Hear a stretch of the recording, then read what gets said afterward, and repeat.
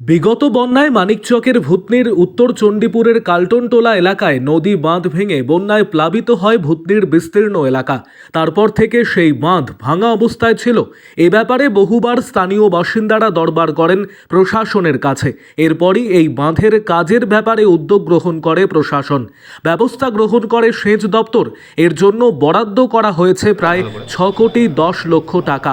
এ ব্যাপারে শুক্রবার একটি বৈঠক অনুষ্ঠিত হলো মালদা জেলার মানিকচক ব্লক অফিসে।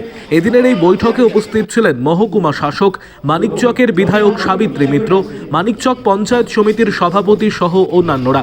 কিভাবে এবং কোন পদ্ধতিতে দ্রুত এই নদী বাঁধের কাজ করা হবে সে ব্যাপার নিয়ে আলোচনা হয় এদিনের এই বৈঠকে। আরও আপডেট থাকতে আমাদের ভিডিও শেয়ার ও ফেসবুক পেজটিকে লাইক করে ফলো করে দিন। মানে মে জুন জুলাই 2 মাস বর্ষাকাল চলে আসবে। আমরা বর্ষাতে একটা ইঁটও নেব না। আমরা চাই যে কাজগুলো খুব তাড়াতাড়ি করা হোক। পাট্টা হোল্ডারদের পাট্টা দিয়ে যাদের যা জমি যা দেনা পাওনা মিটিয়ে টেন্ডার অলরেডি ডান। 6,something টাকার একটা টেন্ডার হয়েছে এই বাঁধটা করার জন্য। এই বাঁধটার কাজ ইমিডিয়েট কমপ্লিট করতে হবে, কারণ এখন যে এই বাঁধটা দেওয়া গেছে তাতে হয়তো অনেক মানুষের মধ্যে প্রশ্ন জাগবে যে কেন এটা আরসিডি দিয়ে কাজ হচ্ছে না, হ্যান ত্যান বিভিন্ন বৃত্তান্ত লোক জিজ্ঞাসা করবে।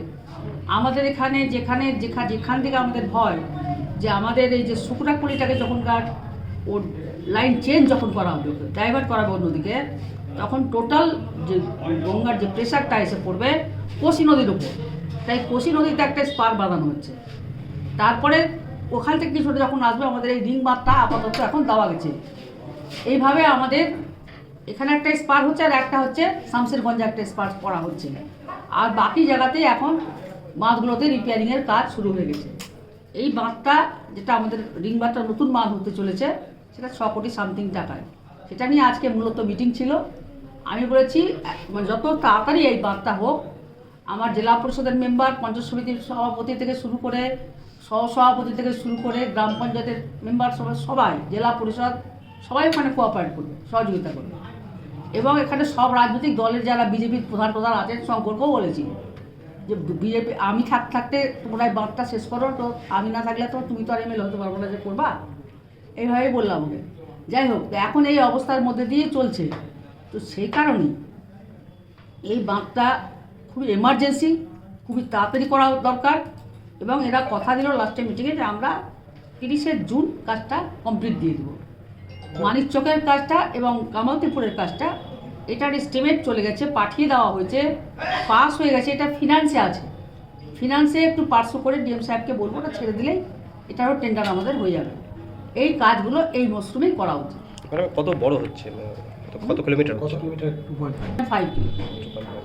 ম্যাডাম, ওখানে যারা যে সমস্ত জমি পড়বে তাদের কি সমস্যা মিটে গেছে? সমস্যা মিটে যাবে সব। ওখানে সরকার, মাননীয় মুখ্যমন্ত্রী মমতা বন্দ্যোপাধ্যায় তার নেতৃত্বে এখানকার রাজ্য সরকার তাদের জমির পাট্টাটা তাদেরকে পাট্টা পাইয়ে দেওয়া হচ্ছে।